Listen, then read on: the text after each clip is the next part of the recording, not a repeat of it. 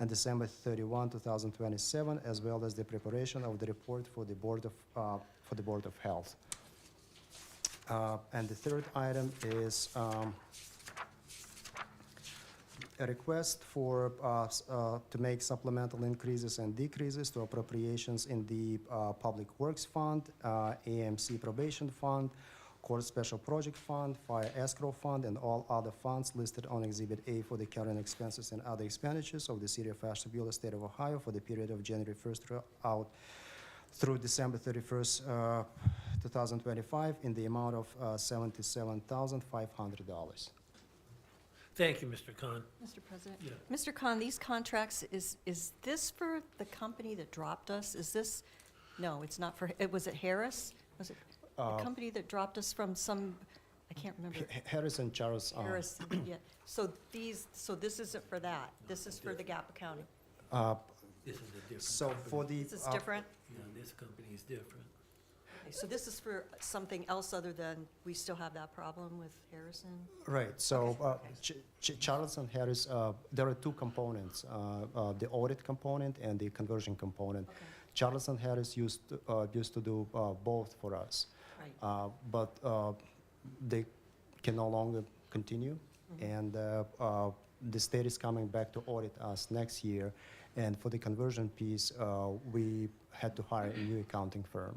Okay, so we did do that. Yes. Okay, Yep. okay. And it's not this?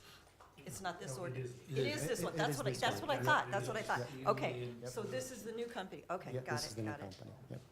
Mr. President, Yes, Mr. Khan, did you say whether or not the ACFR audit is complete yet, or it's not yet? Yes, it's not Not completed. complete, okay. okay.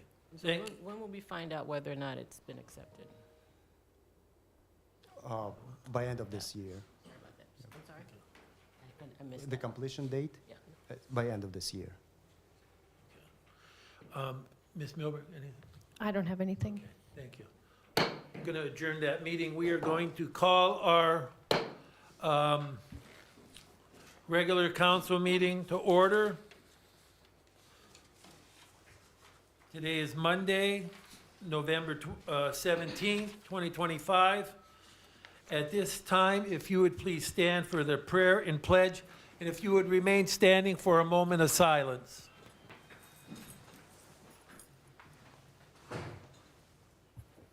Heavenly Father, we ask you to let your inspiration precede this council's actions and all present here today, and your assistance further us, so that every word and work of ours may take its beginning from you, and, so begun, may through you reach its completion.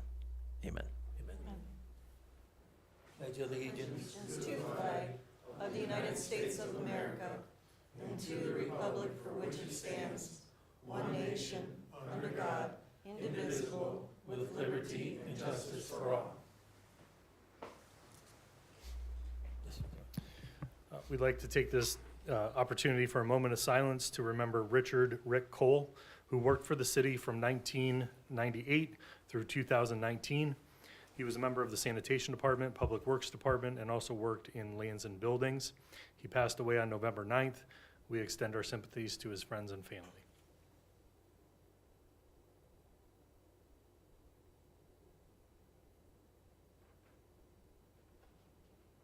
Thank you, Mr. Timmons.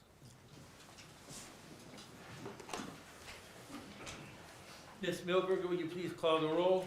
Ms. Holman, Present. Mrs. Mills. Here. Mrs. DiGiacomo, Here. Mrs. Foglio, Here. Mr. Guerrero, Here. Mr. Simeone, Here. Mr. Roskovich, Here. Mr. Timonier, Here. Ms. Cooper, Here. Mr. Khan. Here. We are excusing no one this evening. We are sunshine law certified. Is there an executive session request this evening? Okay, no? All right.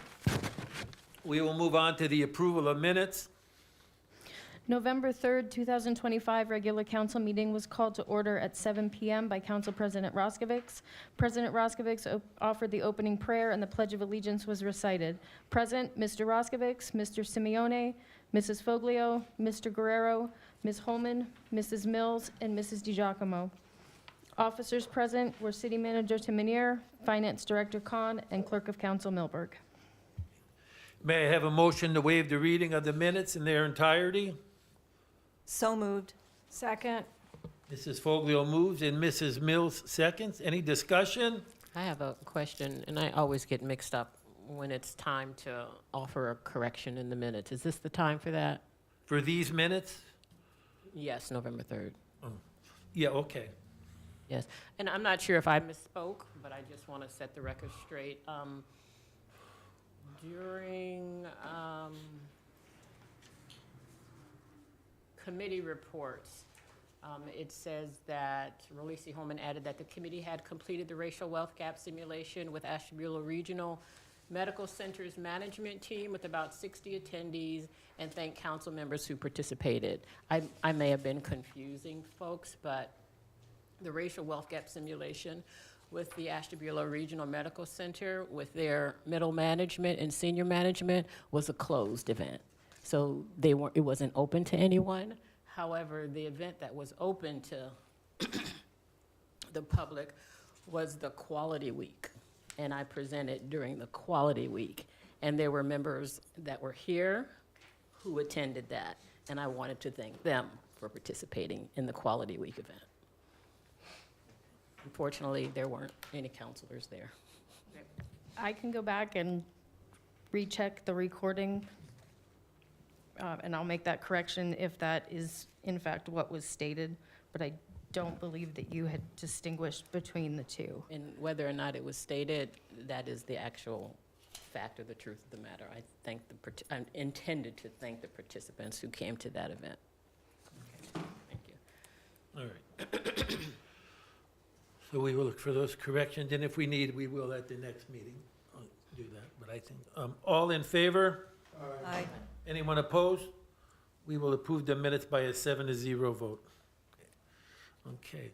Our administrative report, City Council, just a reminder, and I know I said this at the other meeting, on December 1st, we will begin with 5:30 with our budget hearing.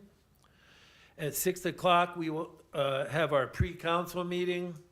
At 6:30, we will have our organizational meeting for the new council, and that needs to be done on December 1st. We will do that on 6:30, and then at 7 o'clock, we will have our regular council meeting.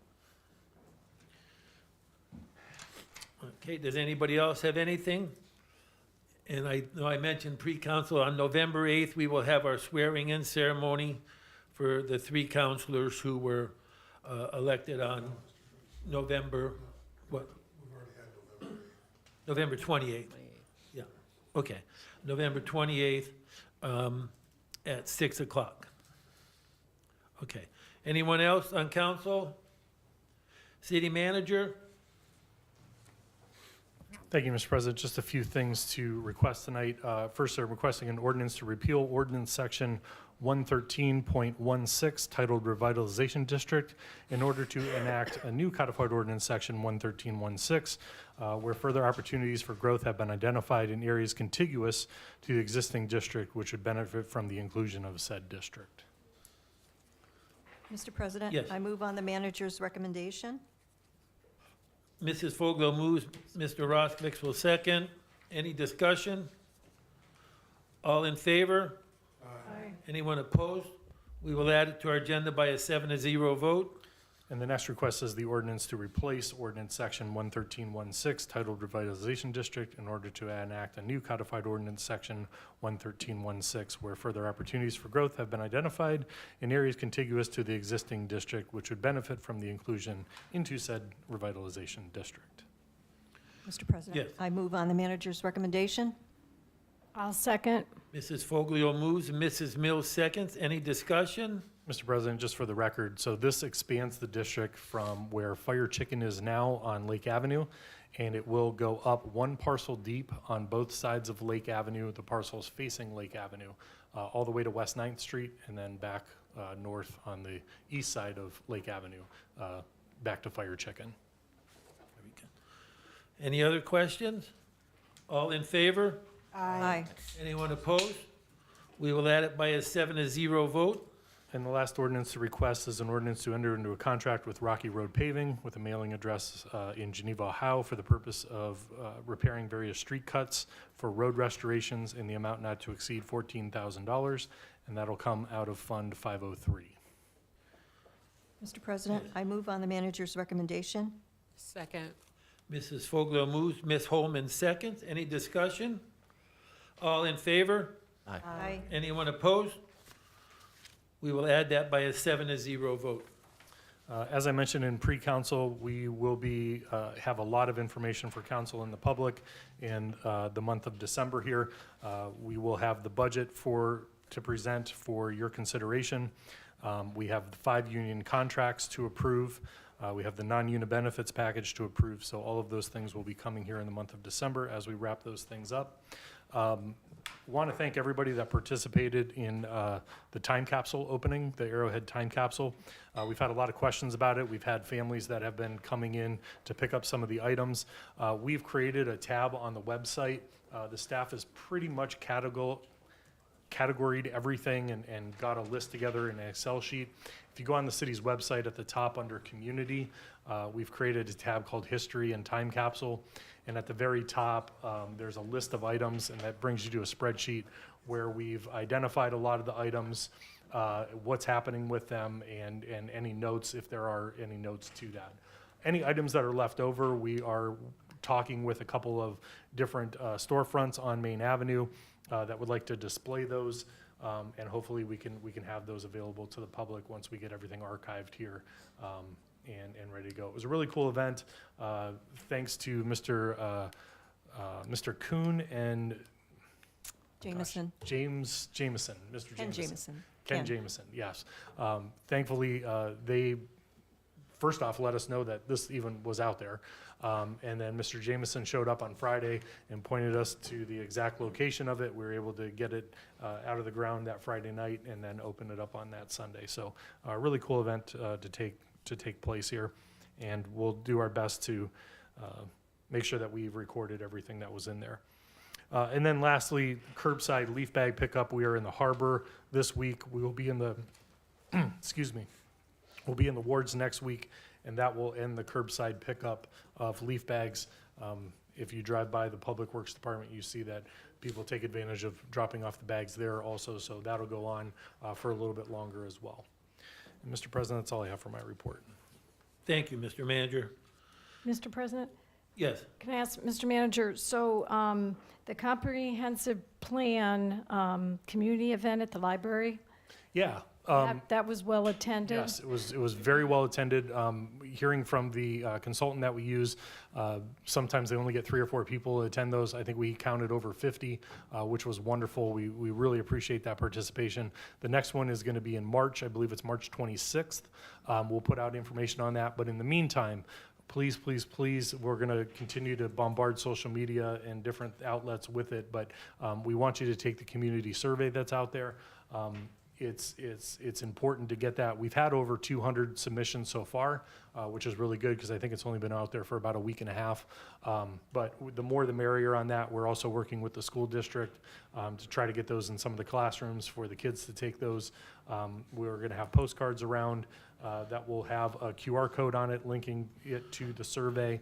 And in addition to that, there's also a coastal resiliency plan that's being worked on between the city's Port Authority and the county Port Authority. And there's a survey out in the public for that as well. And we'll have some information put out this week on our social media about both of those. So when is the deadline for the survey? For the master plan survey, that will be open until January 9th. Okay. So if I'm listening, how am I going to find this link? So we've had a couple of those links on both of our social media pages. I believe there is also a tab in the Planning and Community Development Department on our website that will Okay. take you to trying to get there, sorry. Actually, it's under Community also, so after you look at the history and time capsule, there's a link that says 2026 Comprehensive Plan, and if you go to that, it will take you to the community survey there. And we have it on our Facebook page? Out on our Facebook our page, Facebook Instagram page. page, all that Okay. fun stuff, yes. Mr. President, Yes. Mr. Timonier, you mentioned Thursday's meeting was open to the public. There are additional committee meetings. Is the public invited to come to the other meetings that aren't officially open to the public? I don't think we've had those as public. I'd have to ask how they have run those in the past, but typically the steering committee meetings aren't open to the public.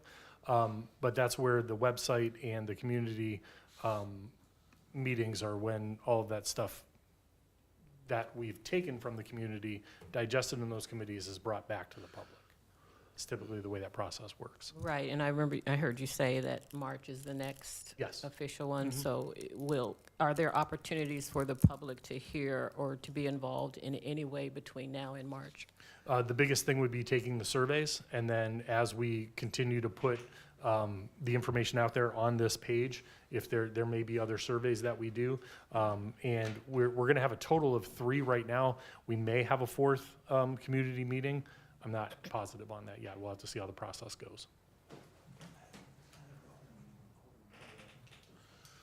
Okay, thank you, Mr. Manager. Ms. Cooper? Mr. President, a word about zoning, housing codes, and fire codes. They're there for your protection if you're a citizen of Ashtabula. The fire code protects you in the unlikely or unfortunate event that your house catches fire. You have to have smoke detectors, and you have to have, if you're housing other people, enough smoke detectors to keep everybody safe. You have to have safe stairs. You have to have doors that lock. You have to have indoor sewer that works. You have to be in a place that's zoned for the use that you want to use the property for. It is my office's job to ensure that those ordinances are complied with. And when they aren't, we're going to file for injunctive relief, hopefully before you get too far in the process, so that we can avoid issues down the road. We all know what happens when we wait until the last minute before we check to see if something is zoned properly. We had that whole issue with the convenience store on Route 20. We're trying to be proactive in this matter, and frankly, it's our job. And if you don't like the job, or you don't like the ordinances, or you don't like the zoning, talk to your council person, but don't take it out on my staff. That's all I really wanted to say to the people watching is, it's not my staff's fault that we're making you follow the rules. So please stop taking it out on them. Don't take it out on us either. Thank you, Ms. Cooper. Shouldn't take it out on anybody. Mr. Khan? Thank you, Mr. President. We have 3 items for tonight, and the first item is an ordinance authorizing the city manager to enter into an agreement with the Office of the Auditor of the State of Ohio for the City of Ashtabula's annual audit for fiscal year 2025. The second item is... I will move that we add that to our agenda. Could I have a second, please? Second. Second, Mrs. Foglio. All in favor? Aye. Anyone opposed? We will add it to our agenda by a 7-0 vote. Go ahead, Mr. Khan. Yep, the second ordinance is a request for the city manager to enter into an agreement with the CPA firm Siuni and Panici, CPAs and business advisors on behalf of the city of Ashtabula, Ohio, for the preparation of the annual comprehensive financial reports and the GAAP conversion for the city of Ashtabula in accordance with the generally accepted accounting principles for the years ended December 31st, 2025, December 31st, 2026, and December 31st, 2027, as well as the preparation of the report for the Board of Health. Mr. President, Yeah. I move on the finance director's recommendation. Second. Mr. Simeone, seconds. All in favor? Mr. Manager, or Mr. President, can I Yes. ask a question? Yes, go ahead. Oh, okay. So, Mr. Khan, this is the first year we've used this company, right? Yes, it's Is a new company, and this is our first year. Okay. So I was looking, so the first year, It's 305 hours, the second year, 270, 270. So I'm sure it's more because you're a new client. The first year is typically more expensive because of the onboarding. Okay. And then it had assistance for JED reporting, 1,000 per JED, Yes, and 500 for review. Is that included in the cost, or is that additional? it's optional in case we need help. Okay. Yep. Okay, thank you. That was all. Thank you, Mrs. Mills. Anything else? All in favor? Aye. Anyone opposed? We will add it to our agenda by a 7-0 vote. Mr. President? Yes. Before we get too far ahead, I just want to point out that I'm liking the 2 readings of everything policy, because like this revitalization thing that we're going to be voting on is a perfect example of that. That's the first time I've heard of this, and that is my ward, and, you know, I need a little time to investigate. I mean, there's a reason we're changing the rules, because somebody wants to do something, and I have no idea whether it's gonna be acceptable or not. You know, I mean, I'm assuming it is, you know, and I'm gonna vote yes, but I mean, I think that changes like that need a little more time to be investigated by council members. Thank you, Mr. Timony, and that's, yeah, something we can, Mr. President. Mr. President, oh, go ahead. Mr. Guerrero, you can go ahead, I mean, if council wants to do a second reading on this, that's fine. I don't think that'll hold up anything that's been going on. But I do want to point out, I have mentioned this before at other meetings and explained this. Mr. President, I Yes. think in chapter 13 of our codified ordinances, if somebody requests a second reading, they only need 3 other counselor votes to approve that, for that to follow through.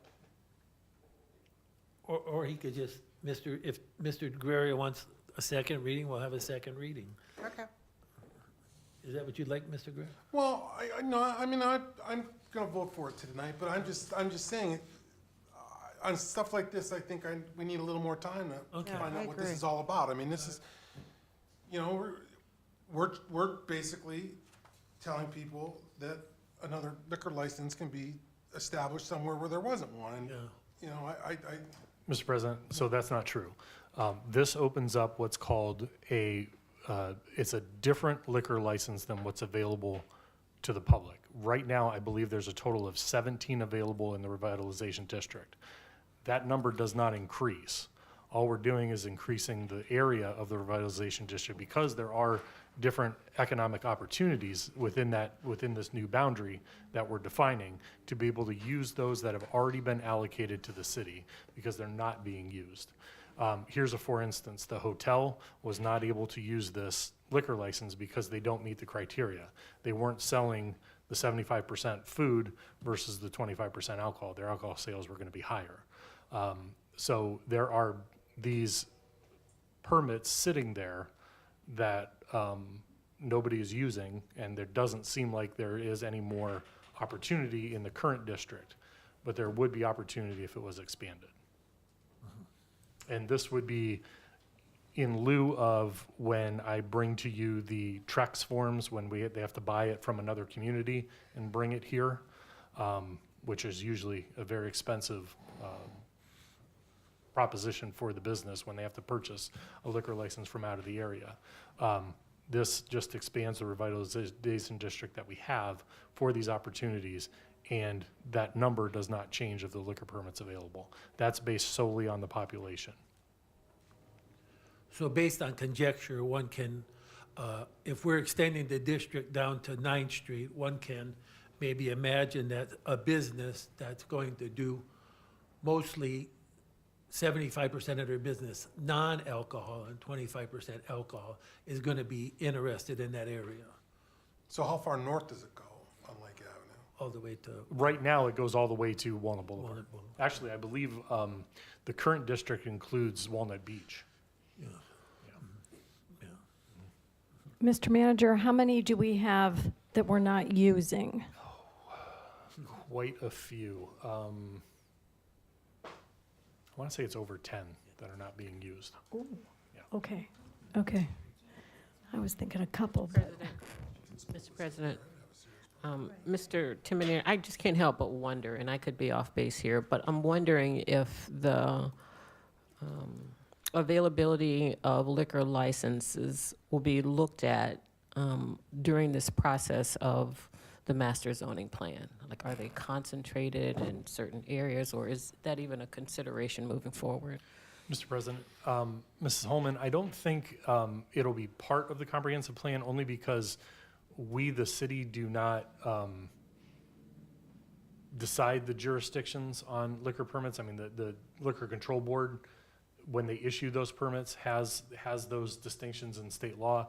You know, it's distance from schools and all those different requirements that a facility needs to follow versus what we do in our zoning. So I don't think that will be part of our master planning. Okay. Mr. Khan, oh, I'm sorry, I just want to clarify one thing. Reading section 13 of the ordinances, ordinances are put on for 2 readings, at least 1 week apart, unless at least 5 members of council vote to waive the second reading. So it's not so many to vote to have a second reading. It's 5 or more to vote to waive a second reading. So if 2 people want a second reading, then there's a second. Oh, it's 2, not 3. Well, you have to have 5 or more to waive the requirement of a second second reading. reading, yeah. That's the way it reads. Thank you.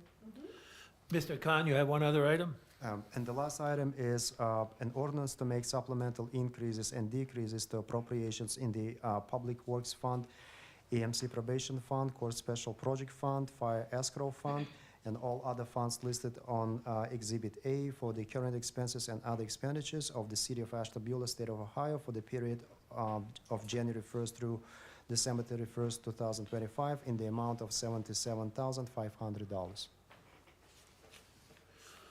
So I will move on the Finance Director's recommendation. I'll second. Mr. Guerrero will second. Any discussion? All in favor? Mr. President, Yes. okay, I have a question on the request for additional funding for trees, and is that for removal? That 34,000? Yes, that was a request from the Public Works, Okay, and that's the additional amount that they requested for this meeting, okay. for the tree removals. And then I didn't understand what the one was for the demo of the building, the payback one, the 35,000 fire escrow? That's, it's my understanding that it's a type of a bond. If there is a improvement or demolition of a building, Okay, they should, the vendors or construction company need to put a bond, like a security deposit with the city, okay, until the project is completed. And once the project is completed, and if everything is in compliance, we just need to release those funds back to the original owner. okay. Thank you. All in favor? Aye. Anyone opposed? We will add this by a 7-0 vote for our agenda. Thank you, Mr. Khan. Ms. Milberg, is there anything this evening? I don't have anything. Okay, nothing from Ms. Milberg. Thank you. Mr. President, Yes. just one correction. So we don't have 17, we actually have 15 as our maximum. But I think there's only a handful of those that are issued. I'll try to look that up for you. Thank you.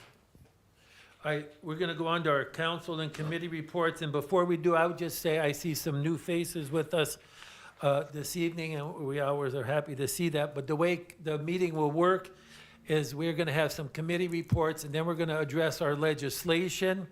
If you would like to speak on an item of legislation, you would do so at that time. You would approach the podium, give your name and an address, and you will speak for 5 minutes if you need that long. And then we will vote on the legislation, and then we will have a citizens portion for anybody who wants to talk about anything else. That'll be at the end of our after the legislation is all handled. Okay, thank you. Community development report. Yes. The Community Development, Economic Development, and and Recreation Committee met on November 5th. We heard a presentation from the Nature Conservancy Black Brook Audubon about the economic benefits of birding and opportunities to host bird-focused events in Ashtabula, including after-work bird walks and spring programs, with Walnut Beach identified as a strong habitat draw. The city manager reported that the park restrooms have been winterized and West 38th Street swing installation is nearly complete. The Parks Board discussed tree legislation updates and announced their Home Alone 2 movie event at the library. Assistant City Solicitor Catherine Colgren provided an update on approximately 60 properties tied to a deceased owner and an incapacitated spouse. A guardian has now been appointed, and the city is coordinating with legal parties and potential purchasers to return as many properties as possible to productive residential use. And then I did want to add a follow-up to this, that I think everybody on council got a copy of this. The Ashtabula Christmas bird count is going to be Saturday, December 27th. And what it is a bird-seeking treasure hunt that is free and open to all. The count is a program of the National Audubon Society. It's an early winter bird census where thousands of volunteers across the U.S., Canada, and many countries in Western hemispheres count birds over a 24-hour period. The Christmas bird count began as a way of pronouncing conservation by counting rather than hunting birds on Christmas Day of 1900. Each count takes place in a 15-mile diameter circle and is organized by a count compiler. Count volunteers can count at home or sign up for a route in the circle, counting every bird they see or hear all day. Ashtabula Circle is centered just east of Kingsville. Included are both Ashtabula and Conneaut harbors, as well as several Ashtabula County metro parks. It's not just a species total. All birds are counted all day, giving an indication of local number of birds in a circle that day. There is a specific methodology to the CBC, and all participants must make arrangements to participate in advance with the circle compiler. Expected birds are bald eagle, rough-legged hawk, snow bunting, common loon, tundra swan, and various songbirds and migrating waterfowl, maybe even a snowy owl. So if people are interested, is it okay if I give Stacy you as the contact for the information on that? Sure. So just email our clerk and she can forward you the contact information if you want to participate. But this associating with this conservatory can really drive up our numbers as far as people coming here to bird. So I think this is going to be a wonderful partnership going forward. That's it. Finance and Personnel Committee, Our meeting is this Friday at 8:30 right here. Public Works, Our meeting is next Tuesday, the 25th, here at 8:30. Safety Forces has a report. Thank you, Mr. President. I'll be brief. The police chief reported that the calls were up significantly in October, and we had attributed that to a lot of reasons. One of them, potentially the weather. It was so nice that it's easier for the criminal element to function in the warm than it is in the cold. But in combining his report with the solicitors, obviously traffic is a major concern here in the city. And I did a little quick math here, and we responded to 1,500 service calls in October, divided by 31, That's 48.38 service calls a day. Obviously, they don't, some days there's 50, some days there's, 32. But that comes out to, in a 24-hour period, that comes out to 2.016 service calls per hour. And I'm assuming, never being on the police department, but just from observation, that some of those calls require more than one officer to be at the same place at the same time. So one of the things that has, suffered a little bit is traffic control. And the other thing that I was pointed out was that every squad car does not have radar or some form of speed technician. I mean, I suppose there are a few ways we could get around that. I mean, we could probably do some kind of reconnaissance with a stopwatch. I mean, if you have a point, fixed on the road, and someone that gets there faster than they should, that indicates speeding. But I mean, until we can get all the cars equipped with radar, which I'm assuming is an extremely expensive proposition, that's one of the reasons for maybe not using every squad car constantly pulling people over for traffic. Last Saturday, there was a entry-level police officers test. Did anyone show up? We had 3 sit for the test. Okay, so we had 3 people sit for that test, and we have some vacant buildings that the solicitor's office is actively trying to get cleaned up, and she wants some help from law enforcement when her people show up to vacate these buildings. Sometimes they need a little backup, and she's wants to do that in conjunction with the police department, the fire chief. They want to have a special meeting to kind of coordinate those activities. So it's a safety issue for the worker, and I'm assuming we're going to be heading in that direction. Other than that, it was a pretty quick meeting. It only lasted about 25 minutes, and it was everybody was there, so everyone got their say. Thank you. Can I ask you a question? Certainly. So they're seeing more, what are they seeing more of? Is it violent crimes, or was it traffic? Well, I'm not exactly things, or- sure what the breakdown was. It was Okay. just where it's usually 1,200 to 1,300 a month for October. This year, it was 1,500. Okay, So I'm assuming it was quite a a wide bit. variety of service calls, but we didn't really get the breakdown of whether it was a felony or a misdemeanor or a Gotcha. car wreck, safety issue. I mean, Okay. we didn't really get that breakdown. okay, thank you. Can I ask a question too? Certainly. So, because a constituent asked me this question. If somebody wanted to know what our reports are for that, how would they, is there, like from your meetings, are there reports that go into an area that can be looked up? Well, definitely, we get a police report and a fire report with the actual numbers.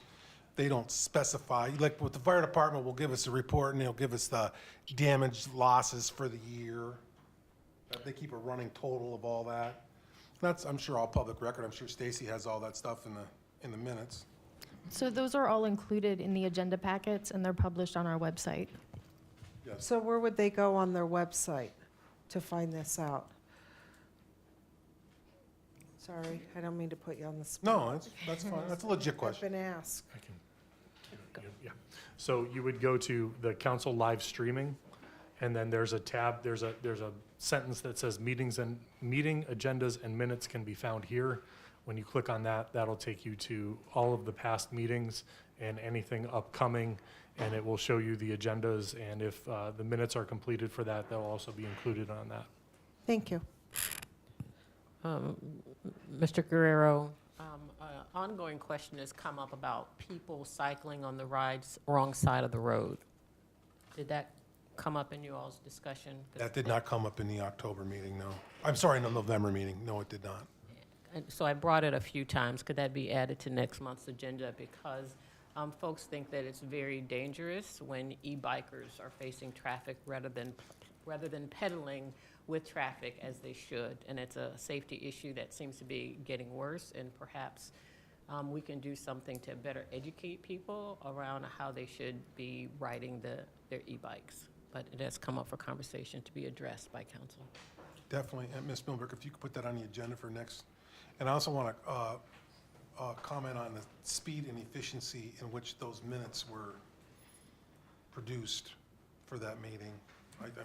That meeting adjourned at 9 o'clock in the morning, and I think we had them by Yeah, 1:30, something like that. I was very impressed.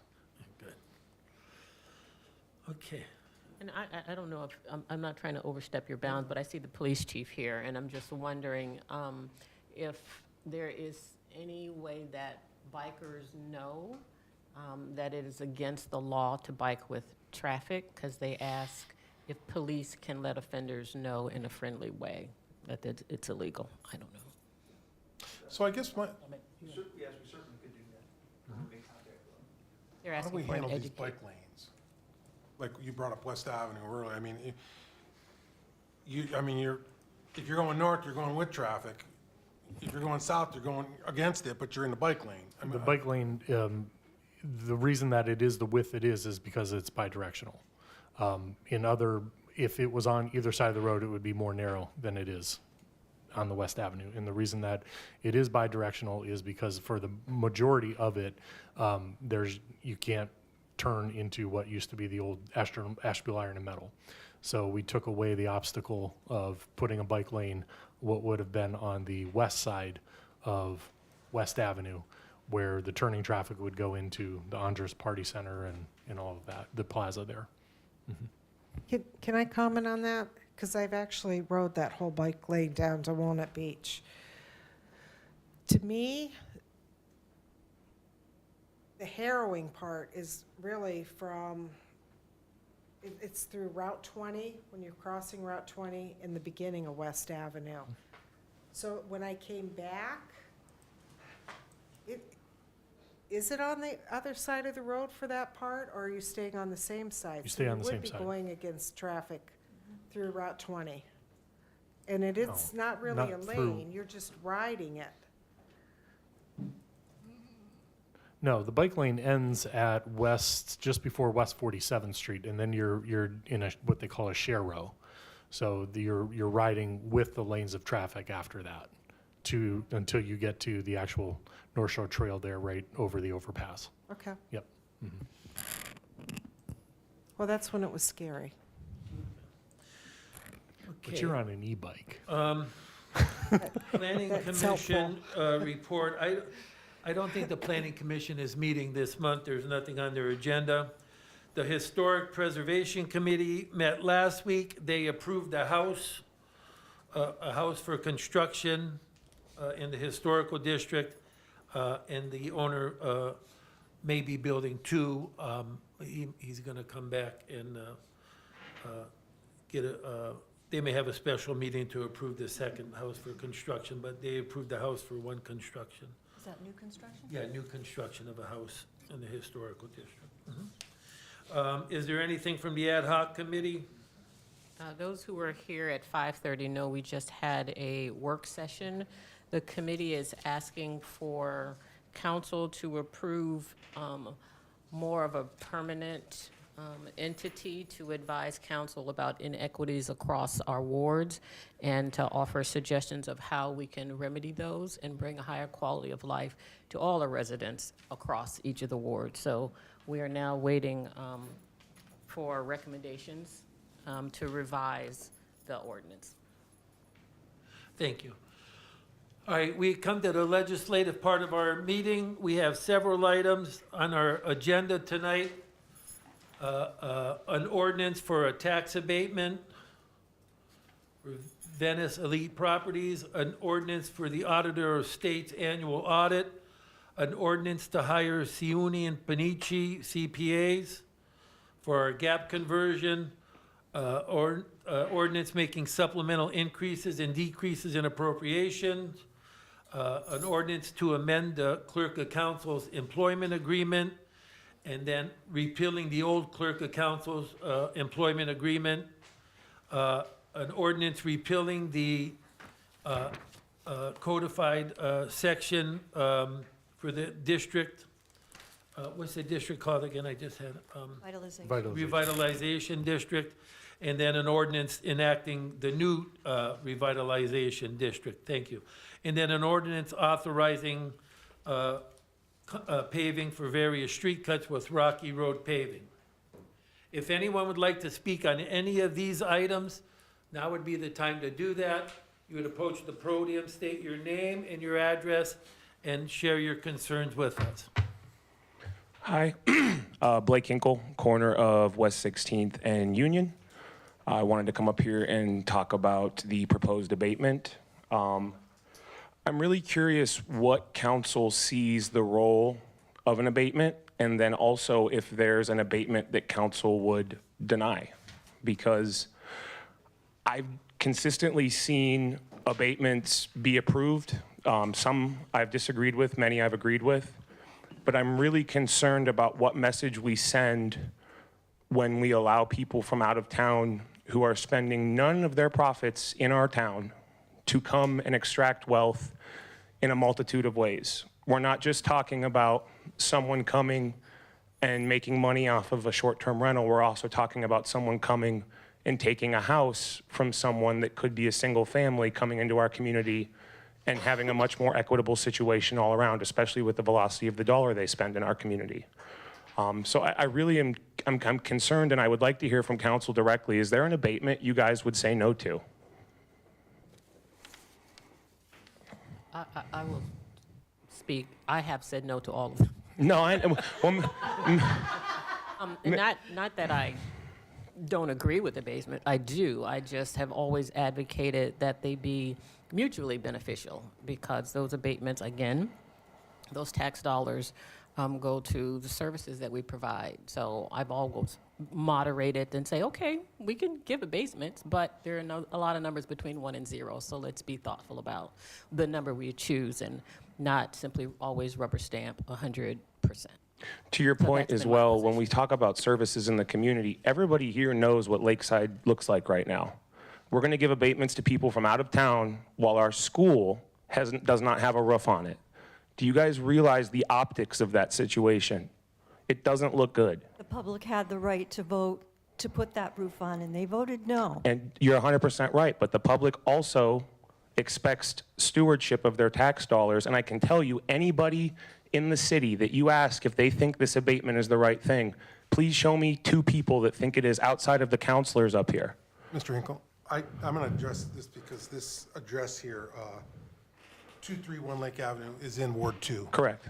And I'll tell you why I'm for it. And I don't have access to the auditor's website right in front of me, but a vacant lot in Ashtabula City pays an extremely low number of property taxes. Sometimes it's less than $100 for a year. And so basically, everybody is getting 0. Now, when you can incentivize people to build something on the lot, it raises the property taxes tremendously. So in the 7 years, people will be paying the high number instead of the low number. In the meantime, they're paying all the other taxes that are associated with owning property: sewer, trash. Do we have a sewer tap-in fee now? You know, they're going to pay to tap into that sewer. Yeah, the point being, though, But I'm too, just is saying, you know, that from day one, both our enterprise funds are going to see an increase in taxes. If there's anybody, if this is going to be a rental, which I'm hearing maybe it is. no, it's definitely going to be a short-term rental. It's already on Airbnb. So they're going It's to be already paying the listed. bed taxes for that. And if there's going to be anybody working at this property, I'm assuming maintenance, there's gonna be expense that is gonna be taxed. I mean, the taxes start from day one. Do we get the property taxes? Even, no, but in 7 years, we'll get those too. I just don't understand why there'd be an objection from vacant, no economic development to, in 7 years, full bore, tax everything. If that helps, if that incentivizes people to build in our city limits, specifically Ward 2, I hear what you're saying, Mr. Guerrero, and I appreciate your comments. My only concern really is that when we look at, in relation to these issues, especially with abatement, I think there's a lot of nuance and the details really matter. I think that when we look at where this house is, it's in the prime time location of where anybody in Ashtabula would want to buy a house. We don't, when we use abatements, when one would use abatements, one would argue that they would be used more like a scalpel and less like a sledgehammer. And it seems like whenever we get an abatement request, we will automatically want people to assume to take the abatement that they're going to get it. And I don't know if that kind of seems like the appearance of impropriety to me. That's why I made that comment in my last speech. And I recognize that the appearance of impropriety doesn't necessarily mean impropriety, but the appearance of impropriety is the appearance of impropriety. And I'm very concerned that we're leveraging the best access resources we have, or the best homes that we have for people that aren't going to put anything into our community outside of the bed tax, to your point. But also keep in mind, I don't even necessarily understand, do we get income tax from them? Does the city get income tax from them? They do? So, I mean, that's good to know, but I also am curious in regards to, I mean, they're going to use the depreciation from this building and the fact that it sits vacant for most of the year to use this to write off to pay for other services down line in federal taxes. So I'm very concerned, and I think more people should be concerned with how we use abatements and what type of business we want to attract in our city.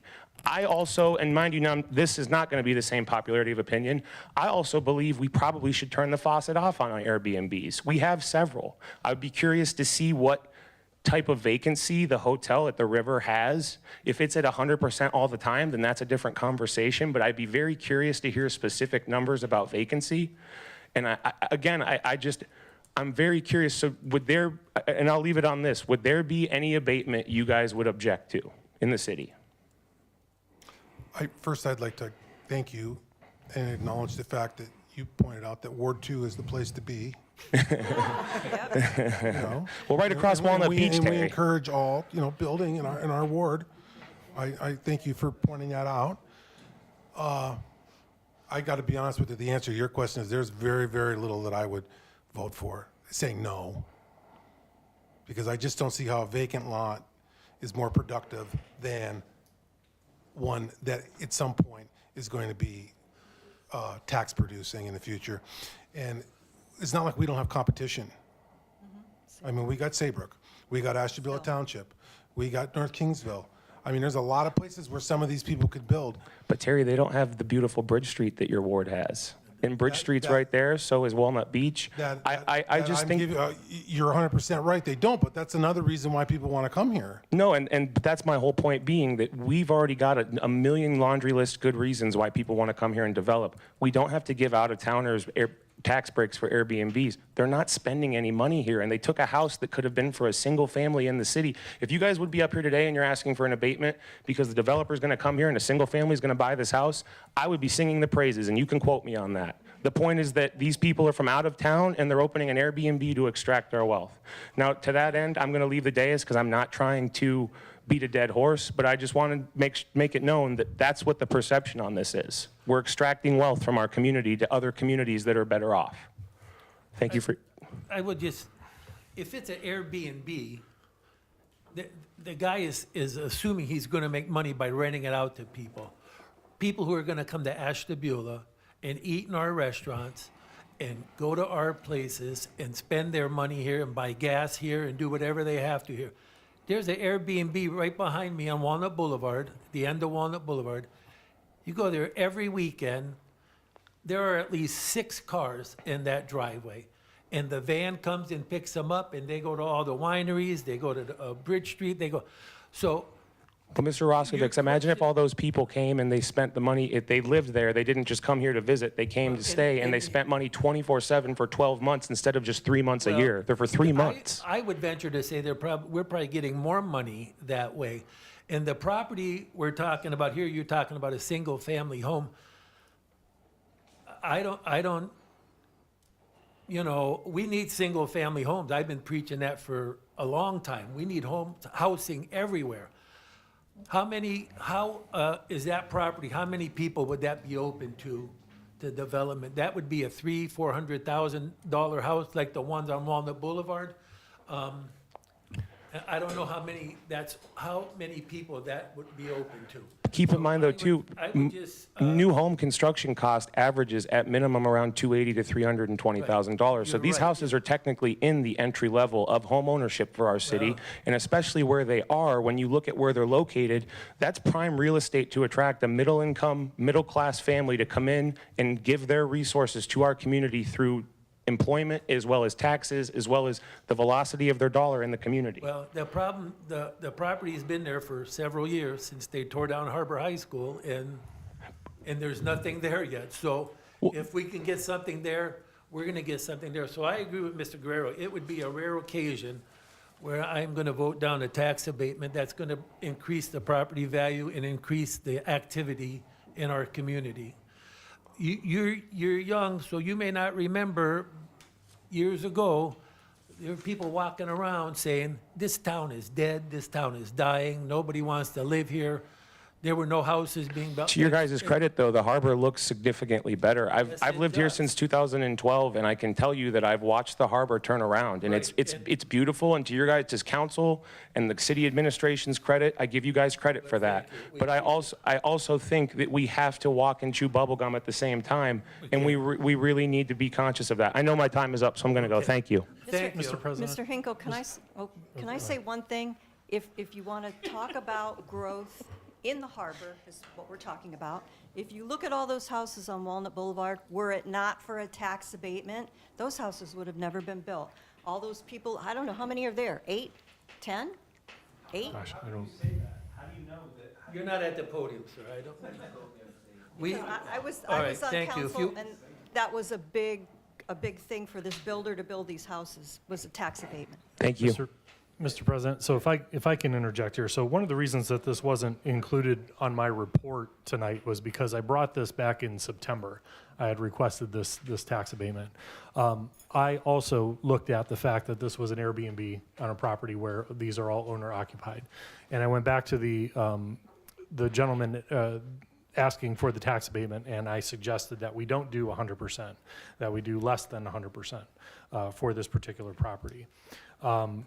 He then we had some conversations back and forth regarding why they chose this, and I did ask for I guess for lack of a better term, the but-for explanation from him, which I did send to council. And in that, he did mention that it was because of the tax abatement that they were looking at the city of Ashtabula for this investment. So again, based on that, I told him that I would present his application at the 100% as he requested with the explanation, as council has asked for an explanation in the past. So I guess this is a good test of whether or not the but-for clause leads to any opinions of yours. But in that, like I said, he did mention that they had looked at other areas, specifically Port Clinton. He had purchased a property in Port Clinton in August. And then he says, then we learned about the tax incentives in Ashtabula. Although we scored low on the air DNA, I guess that's a predictor of success for Airbnbs, they took a chance because of the tax abatement was available. So it did weigh into his decision of that purchase here. I very much agree, and I've harped on it, that I would like to have long-term rentals because we are deficient in that, and we'd like to have owner-occupied homes because we are deficient in that in all income levels, which is why I went back to them and asked for a little bit lower of a percentage. And my only other comment would be those houses have been there. Those lots have been available for quite some time, and if somebody wanted to purchase them as a single-family home, they had the option to do so, just as they are right now on the Harbor High School or on the Harbor football field property. In addition to this, we're going to be talking about, when we're talking about our master plan and our new zoning code, of providing an opportunity to do infill housing. And infill housing will stretch throughout the entire community, in every ward, because in every ward we've taken down houses, and because in every ward right now we have non-conforming lots where you cannot build on. But if we put a standard in there for infill housing, now that creates the opportunity for development for more development, I should say, in every ward. And in some areas where we need to incentivize, it's going to take those tax abatements in order to create that interest. Additionally, the land bank, as we've been talking about, has just secured the loan needed to build the Welcome Home Ohio homes, the 6 that they plan on building in the city. Those are income qualify. And a big component of that, as you've seen in Conneaut with their project, is going to be tax abatement, because the end user definitely could use that as a first-time home buyer or somebody that income qualifies. So there is a lot to digest and a lot to talk about. I still go back to, before we've had this surge, there was literally nothing going on as far as building goes. It seems like this has come fast and furious, but it's because we've finally gained that interest. Do we have a lot of lots available? No. Are there a lot of areas to build on? No. What do we need more of, in my opinion? And we've said it, I think remodeling and reconstruction of some of these homes, especially the Main Avenue area. Hopefully with this grant that we're getting, people will take advantage of that. And when they do renovations to buildings, this could be an incentive for that. We just met with a gentleman the other night that is doing some renovations along in the Main Avenue area that was asking about tax abatement and what that could further his project. So there's a lot to digest and a lot to go over. But in my opinion, it has been successful.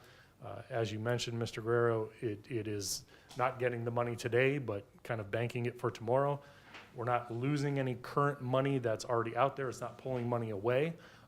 We are getting the services for our sewer and trash and income tax and bed tax and all those different things. So there is money being generated from it. It's not at the extent of actually having the property tax. And just one quick thing. So you kind of brought up that that's kind of like a prime area, because Terry's done a great job over there. But I will tell you, one thing that I have brought up before was, are we able to kind of look at different areas and incentivize different areas in the city with the abatements? And, maybe this area's 100%, maybe this area's 75%. My understanding, generically, I'll just say that there was concern that it could have been almost like a discriminatory, like that you can't necessarily offer this here, but then maybe these people over here don't get it when, let's say you're doing that with remodeling of the homes. Basically that there could be some discrimination involved in that. So it has been brought up about, okay, maybe we don't target, maybe we incentivize this area less with the abatement, but there's some concern with that. Mr. President, just to go on, Mr. Hinkle. So some things that I would never bring to council, maybe statutorily I have to bring an application to council, but some things I would never bring to council. The dollar stores, contrary to popular belief, none of them have a tax abatement. Some of the convenience stores, none of them have a tax abatement. The drug rehab centers, contrary to popular belief, none of them have a tax abatement. Those are some of the things that are not harmonious to our community that I would not recommend to council we give a tax abatement to. Would you like to address council? I'd love to. Rebecca Quirk, Ward 2.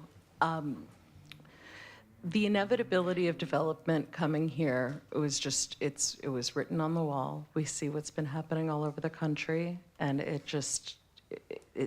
came to Ashtabula. And the thing that I really hope that you consider is the difference between extraction and investment. When you have a tree that bears fruit, you don't let someone cut it down and sell the wood pulp, because it's already generating so much more good. So the house is already built. The people already bought the house. It's already listed on Airbnb for over $300 a night. And the question is, what are they bringing to the table? You know, you don't tell a 16-year-old girl, like, you better give it away because you're not getting any younger. Like, there are gonna be people beating down the doors to try and invest here. We don't have to, like, really, to have a fire sale. We have a spectacular town. We have so much good to offer. These people are not retired. They have Airbnbs in Port Clinton, and they have 2 here, and they live in Stowe half-time, and they live half-time in Venice, Florida. And it's like, they're, I know, right? Venice, Florida, very Ohio.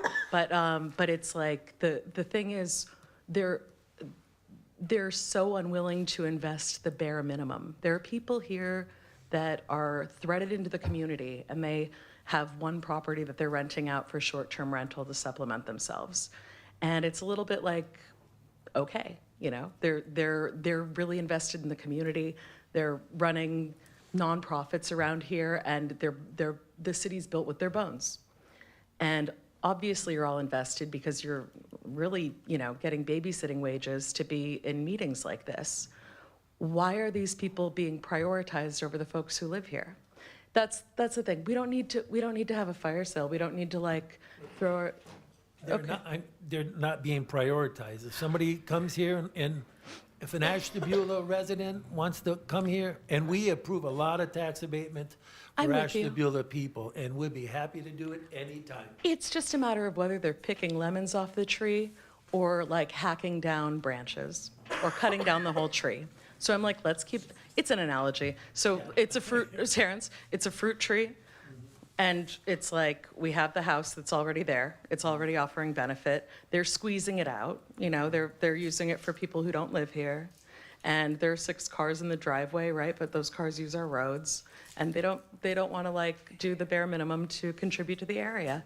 And it's just, and when I say prioritizing, I mean, why would they be treated more specially than people who, like, are paying their taxes because they're invested here? I can't speak for the rest of the council, but like in my position, what you're saying is, not only do we have a fiduciary responsibility in the year 2025, we have one in the year 32. 7 years. Yeah, and we, as a council, have to make sure, and we're, and Mr. Khan, I know, we're gonna start working on 5-year projections and 5-year plans, and, you know, we have a responsibility to make sure that in the year 2032, there's enough money to run this city, just like we have enough money to run it now, but we have to continually look for more streams of income for the future, because the bills aren't going down. But the house is already there. They already bought it. They're already renting it out. I understand, So, but that, well, that's the way the program works, But and the you know- house has to be built first before you can get the abatement. But you know the saying, why buy the cow when the sex is free? It's exactly the same thing. I know, it's a joke. Well, I, like, my position is, if people know that they're not gonna get that abatement, they're just not gonna build a house. But it's already been built. I'm just saying, it's Well, like, nobody will ever build another one. you think so? I would love, I- I'll bet you a quarter that's not true. But with I'm not willing to development, take but with that chance. development, we want to make sure that the development serves the people here. And that it's not an extractive opportunity for people who aren't even part of the community. That's all I'm asking. That's 5 more minutes? Okay. No. So, thank you. Thank you, Ms. Quirk. Mr. President, to Mr. Guerrero's point, this year 5 tax abatements rolled off of tax abatement. They're now paying their taxes in 2025. Okay, we'll move on, but just before, I will mention the the school what's happening with the school is a shame. And the state of Ohio is failing our schools, and soon, based on things that are happening, and it's no good contacting, well, I mean, you can contact your state representative, I don't think it'll get anywhere, but soon they're gonna be affecting our libraries and our roads and our police departments and everything else. And so I think we all agree with you there, the schools need money.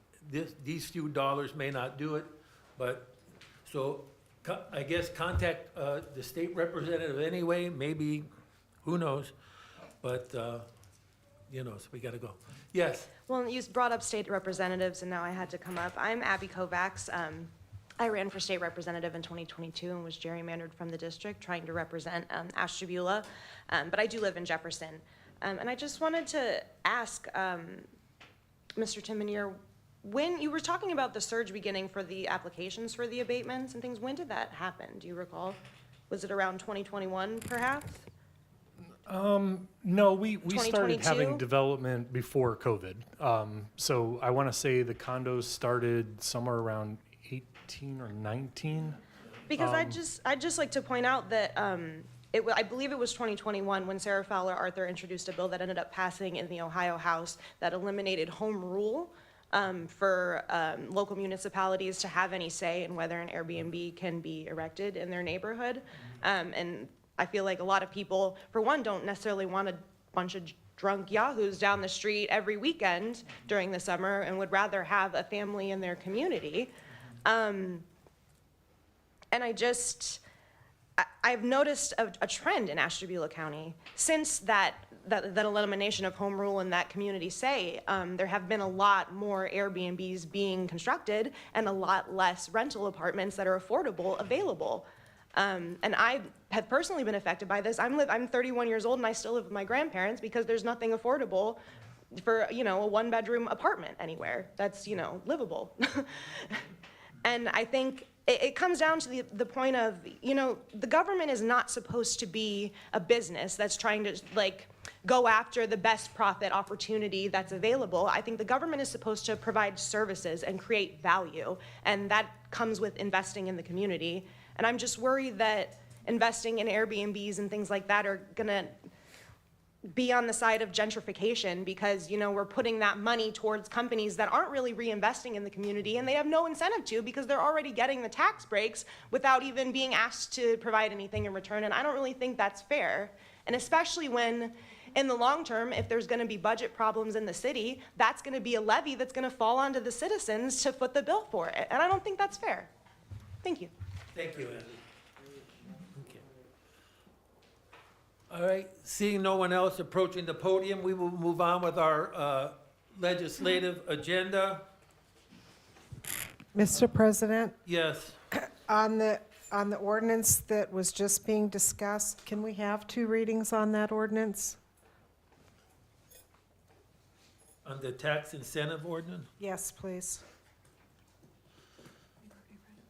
yeah, I think we've discussed this. Is it council's desire to have 2 readings? What do we have to have, 5 votes? Two.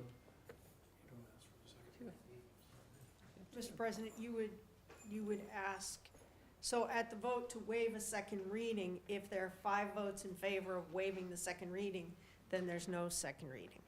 If there's 5 votes in favor of waiving the second reading, then we vote on it. Yes, sir. Okay. All right, so are you asking that 2025-190 be not part of our, wait, Consent agenda. let's have Ms. Milberg read the ordinances, and then if you want to pull that out from consent agenda, we'll do it at that time. Okay.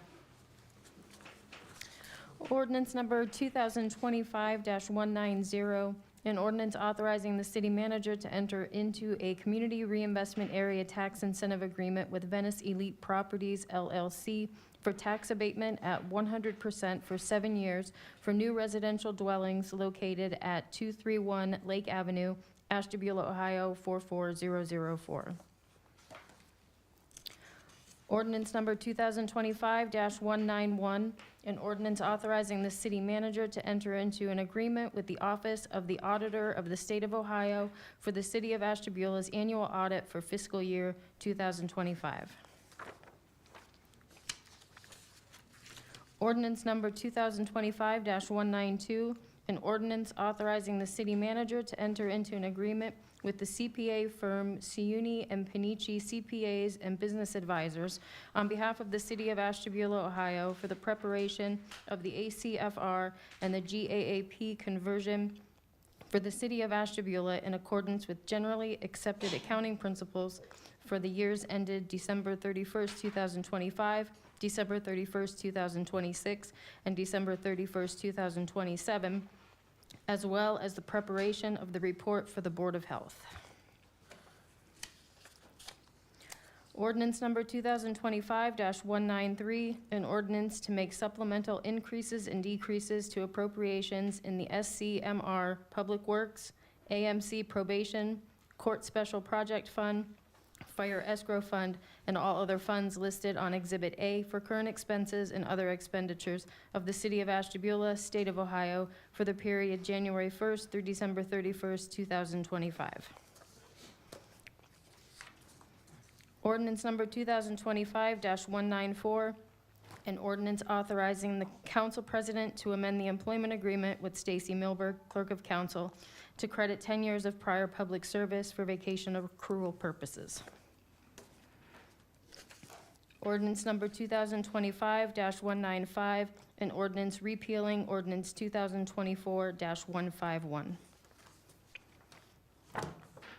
Ordinance number 2025-196, an ordinance repealing codified ordinance section 113.16 titled Revitalization District in order to enact new codified ordinance section 113.16 expanding the district. Ordinance number 2025-197, an ordinance enacting new codified ordinance section 113.16 titled Revitalization District. Ordinance number 2025-198, an ordinance authorizing the city manager to enter into a contract with Rocky Road Paving for various street cut road restorations. Thank you, Ms. Miller. Is it council's desire to handle tonight's items in consent agenda format? No. Which items would counselor like considered individually? A and G, just, two readings for both of those. G is revitalization.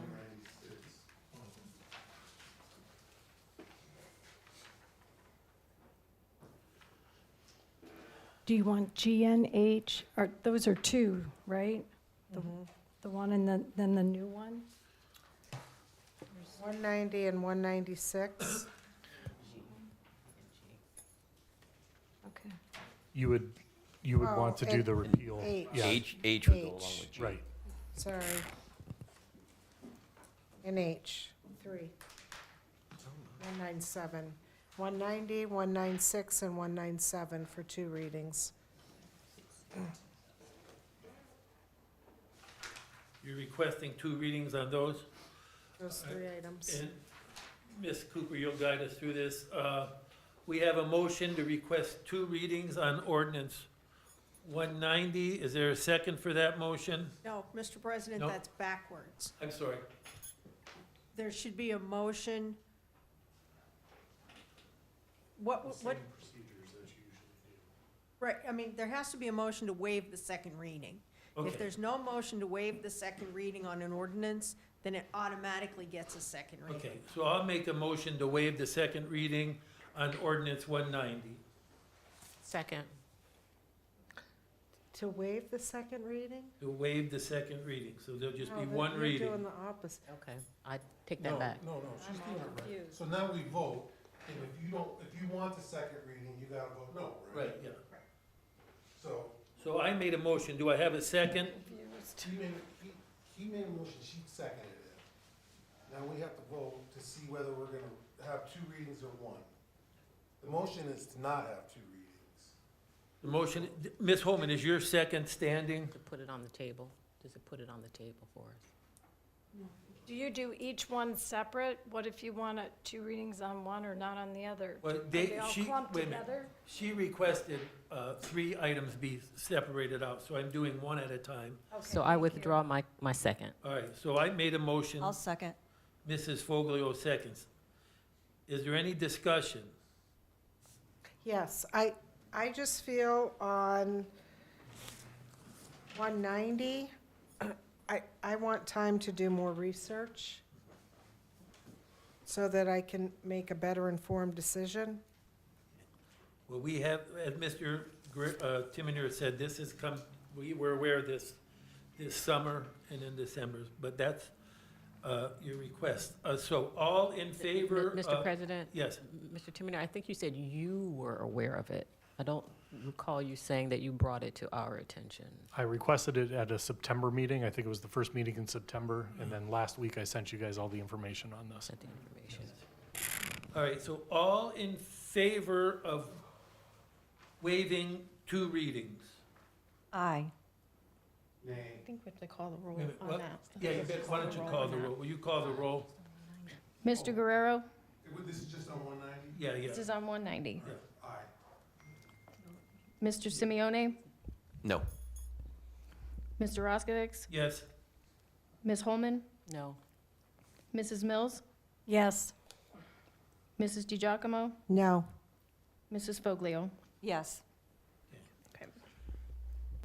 So that motion had a 4-3 vote, which means we're going to need a second reading. Okay. On item 196, I will make a motion that we waive 2 readings. Second? We have a motion and a second. Any discussion? Will you please call the roll? Mrs. DiGiacomo, No. Mrs. Foglio, Yes. Mr. Guerrero, No. Mr. Simeone, No. Mr. Roskovich, Yes. Ms. Holman, Yes. Mrs. Mills. Yes. So that was also 4-3 votes, so we'll have that for a second reading. And then 197, I will move that we waive 2 readings of item 197. I thought it was 196. Oh, It's 196 and 197. yeah, yeah. Sorry. 195 is her repealing her contract. Yeah. I will make a motion, we have waived 2 readings on item 197. Second? Mrs. Foglio seconds, any discussion? Please call the roll. Mrs. DiGiacomo, No. Mrs. Foglio, Yes. Mr. Guerrero, No. Mr. Simeone, No. Mr. Roskovich, Yes. Ms. Holman, No. Mrs. Mills. Yes. Okay, so that one failed 3-4. So, okay, so those 3 items will get second reading, okay. Is it council's desire to handle items 191, 192, 193, 194, 195, and 198 in consent agenda format? Yes. Yes. So moved. Second. Mrs. Foglio moves. Mrs. Mills seconds. All in favor? Aye. Anyone opposed? We will do so by a 7-0 vote. Is there a motion to waive the reading of these items of legislation? So moved. Second. Mrs. Foglio moves. Ms. Holman seconds. Any discussion? All in favor? Aye. Anyone opposed? We will waive the reading by a 7-0 vote. There is a motion to waive the charter requirements of 2 readings. So moved. Second. Mrs. Foglio moves, Ms. Holman seconds. Any discussion? Please call the roll. Mrs. DiGiacomo, Yes. Mrs. Foglio, Yes. Mr. Guerrero, Yes. Mr. Simeone, Yes. Mr. Roskovich, Yes, Ms. Holman, Yes. Mrs. Mills. Yes. these items, we will waive 2 readings by a 7-0 vote. We will now vote on the adoption of the legislation. Please Miss- call the roll. Mrs. Foglio, Yes. Mr. Guerrero, Yes. Mr. Simeone, Yes. Mr. Roskovich, Yes, Ms. Holman, Yes. Mrs. Mills, Yes. Mrs. DiGiacomo. Yes. these items of legislation have passed by a 7-0 vote. The other items, the other 3 items will appear on our agenda on Monday, December 1st. So, okay, all right, we have any unfinished business? Under new business, we have a liquor permit. Is this a new liquor permit? It is. It is, a new liquor permit for Main Avenue, Shays Theater downtown. I think it's gonna start being an event center or some kind. Whose ward, Jody, Ms. Mills, is that your ward? Yes, it is. Okay. Any thoughts or concerns about that? No, it's kind of exciting, and I was talking to some folks there, and I'm thinking that they're trying to do something by the end of the year, or maybe right after the first of the year, so, Good. a lot of things happening there. Mr. President, what kind of permit is it? I don't see it in here. I don't see it either. Do we have that permit?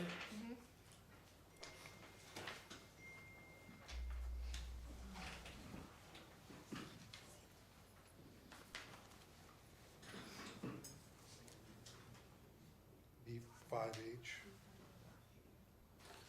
Do we know what the classification D5H means?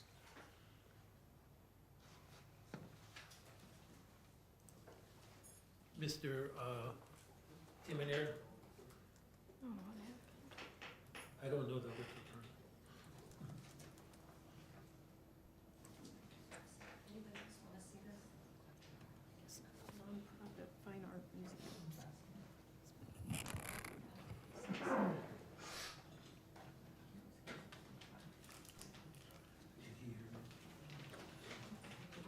Mr. Timonere, do you have a D5H? Are Here- you looking that up? Here, so, just a quick thing, says it's a quota exempt liquor license for qualified nonprofit fine art museums, theaters, and art centers, allowing them to sell beer, wine, and spirituous liquor for both on-site and off-site consumption. The H is because of the nonprofit status. Yeah. Nonprofit, so it's a nonprofit. Shades would be, yeah, Okay. okay? I think it says too, the sale of beer and liquor for on-premises consumption at a qualified fine art or theater. So specific to that. Okay, good, well, that's good to hear. Okay, anything else? All right. That's it for, does anybody have anything for tell us something we don't know? Mr. President? Yes. Just to mention, the Zonta is going to have their lighting ceremony at the lift bridge. It's next Tuesday, the 25th at 5:30. It's for domestic violence awareness. They're going to have a prayer. They're going to hang the banner, and then they're going to light the bridge orange and have some speakers as well. So that's always a nice event, and just to raise awareness. I know my grandson will be happy they changed the color of the bridge. Mr. Yes. President, Mr. Manager, do we have a Christmas parade this year, and if so, when is it? This Friday. Is it? Wow. We don't have it, the Asheville Downtown Development Right, Association. right, So yeah, before everybody kills me about the date, I didn't Yes. plan it. Yeah. It's this Friday. Time for the, I think it's 7, because. 7 o'clock. Yeah. Yep. Volunteers, we have to be there at 5, and I there are hope it's events, I dry. believe, in North Park prior to the parade. Does anyone else have anything they'd like to share? I just want to thank, if we're doing public communication at the end, I want to thank the counselors that voted to delay the abatement. To anybody listening at home, I encourage you to reach out to your counselors and speak your opinion if you feel good about the abatement or otherwise. And I will be here on the 1st as well to, again, express my concerns. But at any rate, thank you for the counselors that were deliberative about how we get our taxes, especially in the face of our school. So thank you. Anybody else would like to address council at this time? Hi, I'm Cindy Pajak, and I live on McNutt in Ashtabula. I have a question. The Carlisle building on Main Street is apparently been purchased by Renew Properties Holding Company, and they've been working on that since 2022. We're now going into 2026. Do you rush them through this, or are they just going to being delayed? Or, I mean, I hear that they're removing asbestos, and it doesn't take that long, I don't think. I believe they had done, I believe they received a grant from the state to do that, and they've completed that process.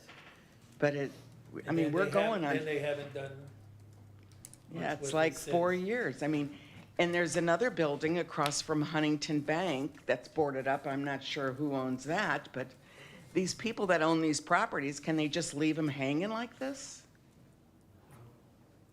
I mean, is anybody looking into it? Because, I mean, they're boarded up. It's an eyesore.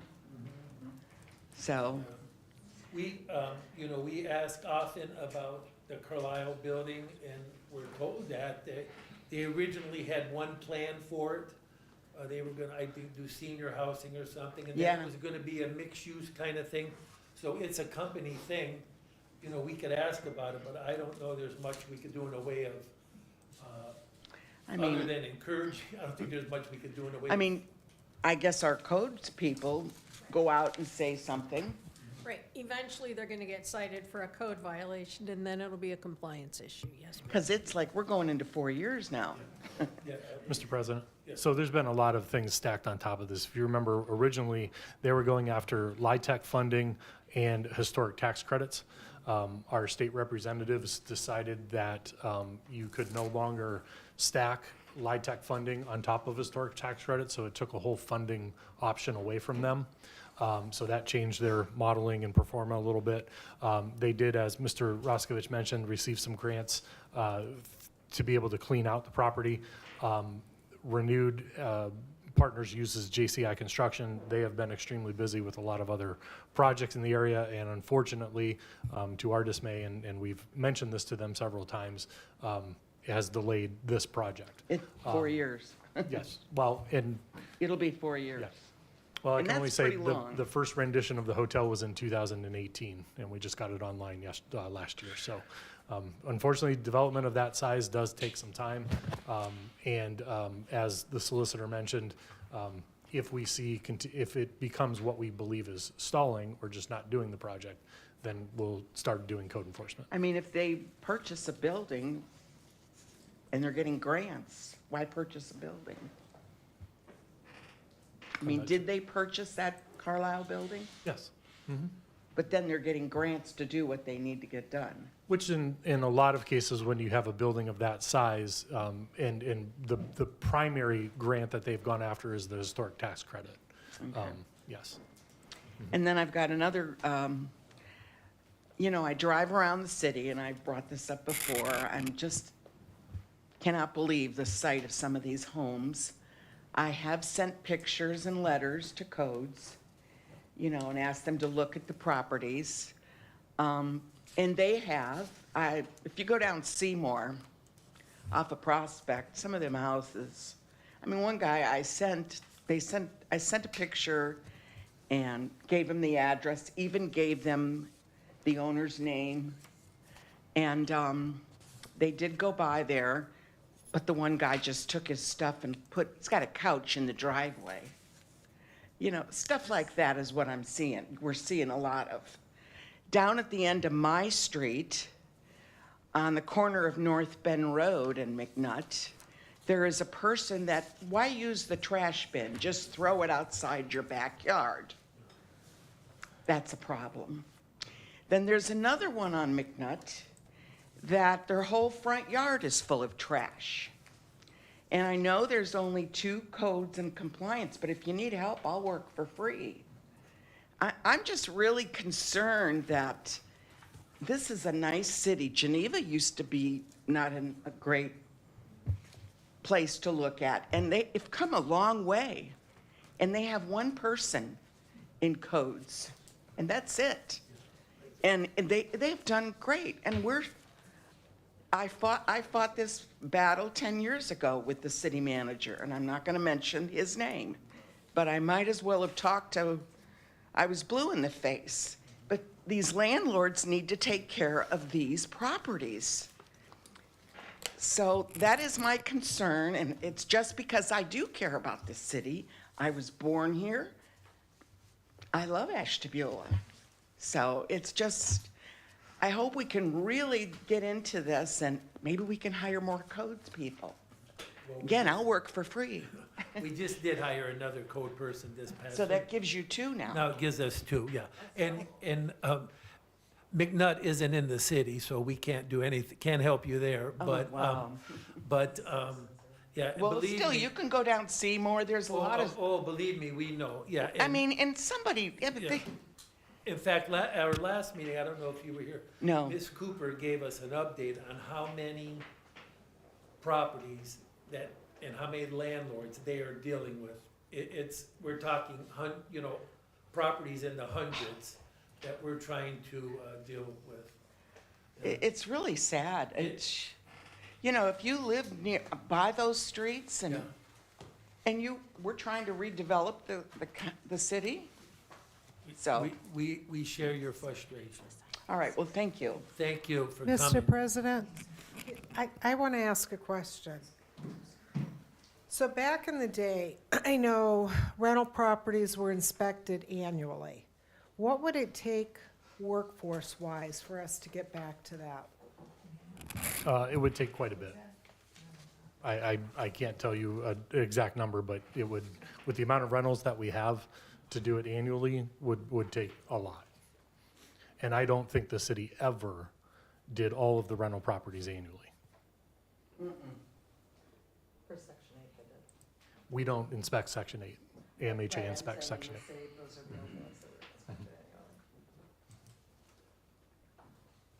This rental property is a pet peeve with me. State your name and I know you've been here before. You know who I am. I know we know who you are, but you still have to share it with us. please. Haroldine Scruggs, Cleveland Avenue. You Thank need you. to have, okay. Thank you, Ms. Grant. The renters. You as the councilman, as far as I'm concerned, need to hold some of these owners responsible. They have no problem coming getting the rent. They penalize the tenants if they don't pay the rent. But they sit up there and they, under this umbrella where they can't be touched. I have owned my property for 30 years. And I require a certain, I don't care where you live, as long as you maintain your property. You can live on Walgrave or wherever you want to go, all those nice places, what you consider nice. If you don't get your property up, it doesn't make any difference. But if I'm living where I'm living at, and I expect my property to be where it's supposed to be, 'cause for respect or thinking that you guys are gonna come down and knock on my door with, as an owner, go after the, excuse the expression, some of the landlords, or the slumlords, whatever we will call them. Mr. Thank you, President. Ms. Scruggs. And there again, Ms. Scruggs, and I know you were here last week, so I'm sure you heard Ms. Cooper say, they go after these properties and they cite the owners, and then a lot of these owners are savvy enough, they will do just enough to get Ms. Cooper's office off their back, and then they're right back to the same old thing. And so she has to wait the deadlines.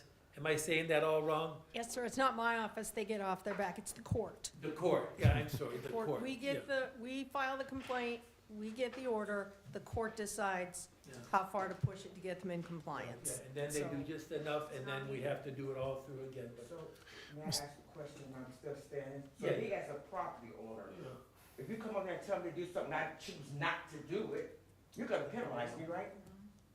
So what's the difference in the owner that owns the house? There's not, we try. We do the same. We try. Okay. And Mr. I file, and then, well, for instance, we had an apartment complex Thursday that had a major problem. Told them to vacate because of the dangers, that there was immediate vacation. They said, no, thanks, won't do it. And so we had to get the assistance of law enforcement to get them to comply with an unsafe situation. We can get a court order saying you have to, and that's the purpose of the injunction, is to get a court order saying this is what you have to do to your property. Then if it's not done, the city can go in and do it for them and then put it against the property taxes as an assessment against the property taxes. So when they pay their property taxes, they have to pay that. The problem is the city has to put the money in up front.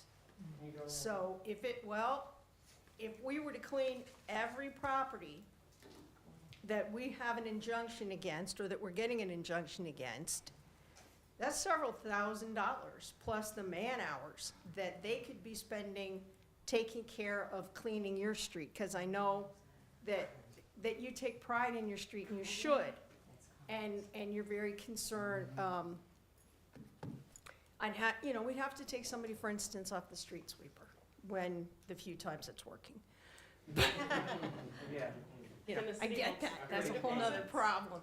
Or we'd have to hire people to do it. So, we'll get the court orders and we'll file the criminal complaints, but the bottom line is it's 30 days in jail if they don't comply, or the city can go ahead and do the cleanup, and then the city has to pay that expense up front. But those are the two options available to us, and that's what we're using. And no, companies aren't exempt. We have filed against companies as well. The problem with the company is when they don't come to court, the judge can't file a warrant against them. You can summon them,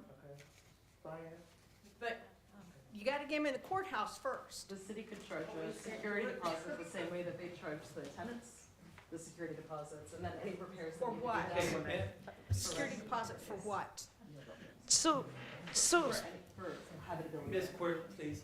So what I'm hearing is that homeowners that live here are able to be held more accountable than these companies that are like renting out Airbnbs or have rental properties and things. No. Well, because Mr. you can't President. hold the company accountable and send out a warrant for their arrest if it's a company that owns it versus an individual homeowner. And I'm wondering if there would be a way to prioritize going, like, filing those injunctions or whatever you need to do against landlords versus homeowners. And prioritize, for the sake of the renters rather than, making it more difficult on We prioritize those homeowners. in the most danger. So if an apartment, or if a house, or if a building is dangerous to the people living in it, we prioritize that. We have houses here people are living in that the electric wires have been pulled out of. That's unsafe on a multitude of levels. I don't care who owns it, the city's gonna vacate it. And then the city's gonna board it up. And then we're gonna require it be fixed or taken down. You have to prioritize based on who's in the most danger. If the people living in rentals are in the most danger, they get dealt with first. If it's somebody's house that they haven't fixed and it's dangerous to their living, that gets prioritized first. It's not a matter of who owns it or what kind of facility it is. It's a matter of what people living in the property are in the most danger. Which people? You have to prioritize safety, not ownership. Mr. President, so most of our day is spent on rentals. And it doesn't matter who the owner is, how it's done. And I will say that most of the problems at the property, there are a lot of them that are landlord-driven, but there are a ton of them that are tenant-driven. You can drive up Lake Avenue right now. Yesterday, in the middle of the afternoon, tenants decided to move out, put all their crap on the tree lawn. We have to then notify the landlord, you have stuff on your property that the tenant threw out there, and we have to we usually give them 24 hours to make arrangements to either have us pick it up or for them to get rid of it. So just as many bad landlords are out there, we have a ton of bad tenants as well that don't care about the property. We go into places where they have, and again, we find some fault with the landlords because they're not checking on the properties, but the tenants have destroyed the home or allowed 10 dogs into the home, feces everywhere, kids running around, and we've had to vacate in situations like that as well. So I would say probably 80% of our time is spent dealing with rentals versus homeowners.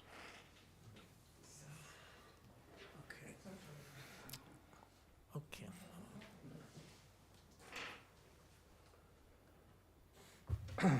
My name is Anthony Oquendo, Ward 1. Since we're on the subject of code enforcement, there are a couple things that I've taken note of throughout the city. it was already brought up about the boarded houses. There are houses that are falling in where the roof is completely sideways. The go-kart track, West Prospect Circle, that property has looked like overgrown and unmaintained since I've moved back to Ohio back in late 2014. I don't ever remember it looking nice. I've brought this up before, actually, both of these cases, the railroad property for the underpass between 31st and 32nd Street. I was told that we had sent out a notice to them, and then it still looks the same, doesn't look like it's been touched at all. And then also that half-burnt house on West Avenue that is still standing there, and I'm not sure if anybody's still living in the garage. But this was a couple months ago that I brought this up, and I haven't seen anything or heard anything about that. And then just for clarification, as far as the abatements, if I remember correctly, maybe I didn't understand it properly, the abatements are approved before or after construction starts? Mr. President, on residential, it's after. On commercial abatements have to be approved prior to any construction. On residential, it's after. And an Airbnb would fall under which? Residential. Residential, okay. So it seems like the construction, the property owner may be taking on the risk that their abatement does not get approved before they start construction. So they're well aware of the possibility that they may not get the full 100%. So there isn't really a but for because it hasn't been promised. So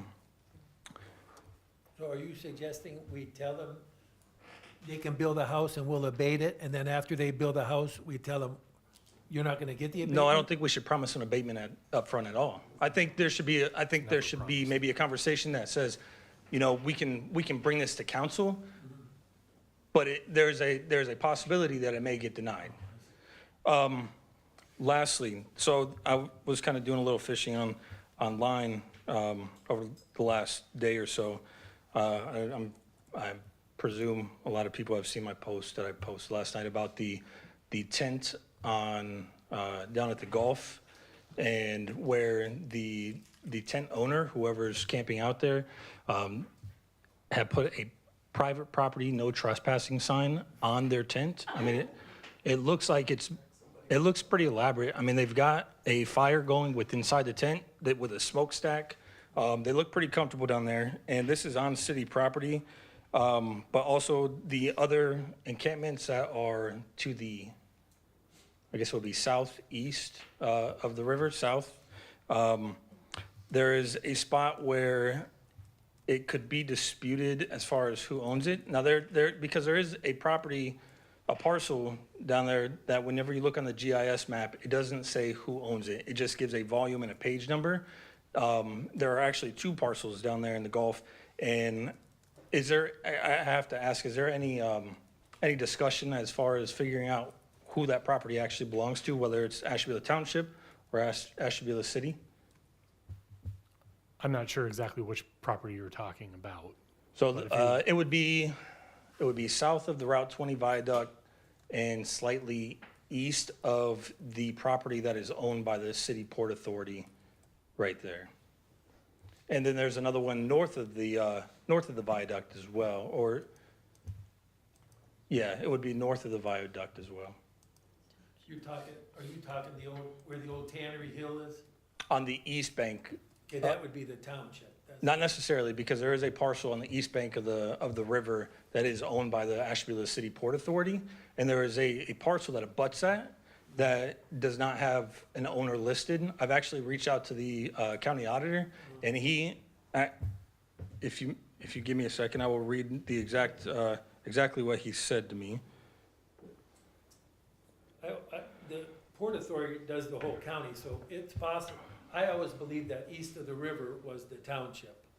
No, there's Ashtabula City. It says Ashtabula City Port Authority, but The Ashtabula City Port Authority owns the tannery. property. Yeah, but there's a property on the east bank of the river, south of the Route 20 viaduct, that is also owned by the Ashtabula City Port Authority. However, the two properties that I sent to the Ashtabula County Auditor, he responded to me and he said, you have asked for the piece of land that is one of the biggest question marks in Ashtabula County. And then he goes on to talk about there's no parcel number, there's no acreage because it hasn't been surveyed, and there's dispute between, let's see, the Gulf was purchased by the Township Park Commission in pieces, but there was never a legal description with bearings or dimensions. The parcel lines you see are actually just lines of the surrounding parcels.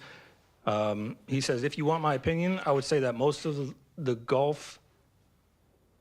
likely the Gulf was leftover pieces of land from when the city was laid out and no one wanted to survey it due to terrain back then. According to the deeds, owner of it is the Ashtabula Township Park Commission, CDs attached.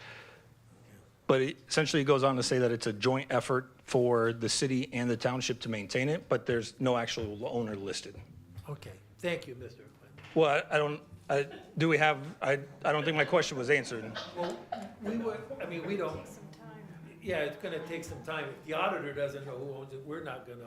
Well, I'm just asking if there's a discussion and trying to figure out who actually owns it. Mr. President, so I'll just throw this out there. It's not really when it comes to the Gulf and the work that we have been doing down there. We've been trying to partner with the Ashtabula Township Park Commission, no matter whether it's considered their property, considered our property, whoever. The bulk of the river is owned by the Ashtabula Township Park Commission. They do have plans drawn for different trails and stuff like that that they had done a long time ago. So we have tried to work with them when it comes to vacating these camps that you have seen down there, and we've vacated quite a few of them during the summertime. We have had a few more pop up that we're aware of that we've actually been working with the solicitor's office, plus the township, plus ourselves to try to get these things vacated. We have been doing the bulk of removal in the park, even on the township property. They haven't participated a lot when it comes to that.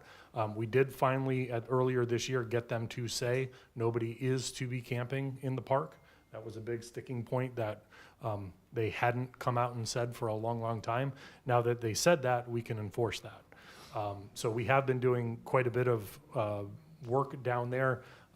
We have a task force that is together, that goes and identifies these, makes contact, tells people that they cannot be camped down there, gives them a little bit of time to get out, provides resources to them and not just kick them out on the street, and then we make arrangements to go down there and clean it up.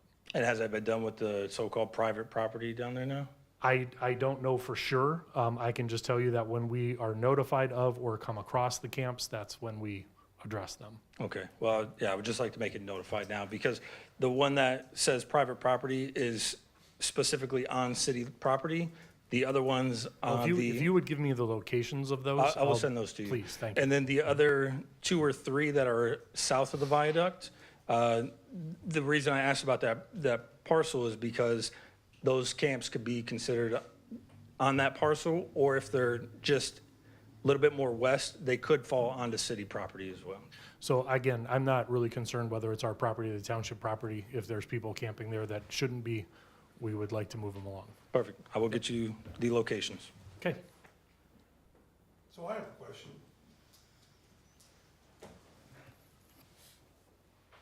Say I want to just, not as my permanent residence, but I want to go camping, and I put up a tent in or build an igloo or whatever. How long can I stay there?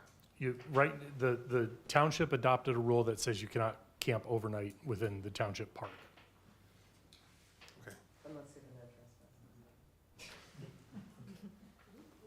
If I could say one thing before we go, I've heard people complain about their neighborhoods and their houses in their neighborhoods on Seymour, on West Avenue. Please contact your counselor. Find out who your counselor is. Our phone numbers, our email addresses are on the website. If you contact us, especially in my ward, if they contact me, I go out, I take a picture, I send it to Jim. We can hear about things, but if you actually contact your counselor, we can do that for you. That's what we're here for. Well, I'm here, I did it. And I do send pictures and the address and the property owners. To your ward person? She's from Sabre. No, they, Oh, they, oh, On that border. oh, you're Yeah, right, yeah. McNutt, that's Yeah. right, that's right. Send it to the city. if office. it's- Yeah. Yes, and you, Scouting the neighborhood. you can send it to the city office, that's fine, but Yeah, if you send send it it to to the us first, we're more likely to get on it. and as most of council knows, when you guys contact me with addresses, Yes. we've typically already been there, or we have a file on that property. thank you. And I know that we still have a lot of work to do, and you don't hear about the wins that we do have, or the places that we've saved, or the people that we keep in their houses, or the millions of dollars that we have spent demolishing houses, thanks to the land bank and our partnership with them and the different grants that we've gone after. So there has been a lot of work done. We do realize there's still a lot more to do. I thank you for recognizing we only have 2 people, and I thank council for helping us get that second person on board. It has helped. But yes, there still is a lot more to do. One more thing, if I could. So speaking of the underpass on Lake Avenue between 31st and 32nd, Mr. Timony, I messaged you on Facebook, but it's not an official, line, so I'm not sure that you saw it.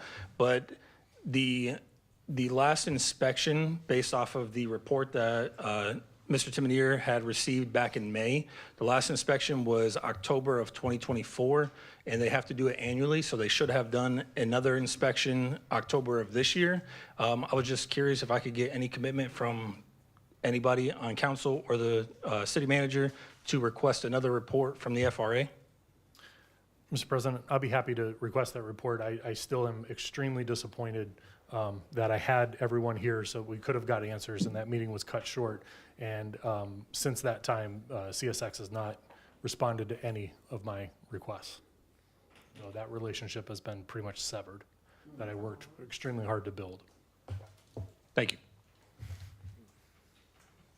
Mr. President, Yes. I would like to thank, we have the 2 code enforcement now, and they've been really on it, and compliments, and I think I sent Mr. Manager a last Friday email of a thank you.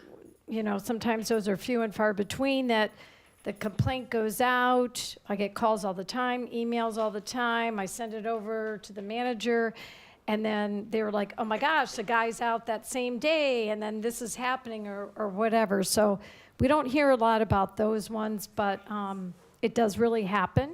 And you contact us, we're right on it, send it over, goes to the next, so on and so on. And it does take a while, because some people, our solicitor understands that they have to have, and that's why we have these rules and ordinances and laws, because we have to go through that process. So sometimes people will actually go to jail instead of cleaning up their property, unfortunately. So, but thank you to the housing, because it is a thankless, dirty job.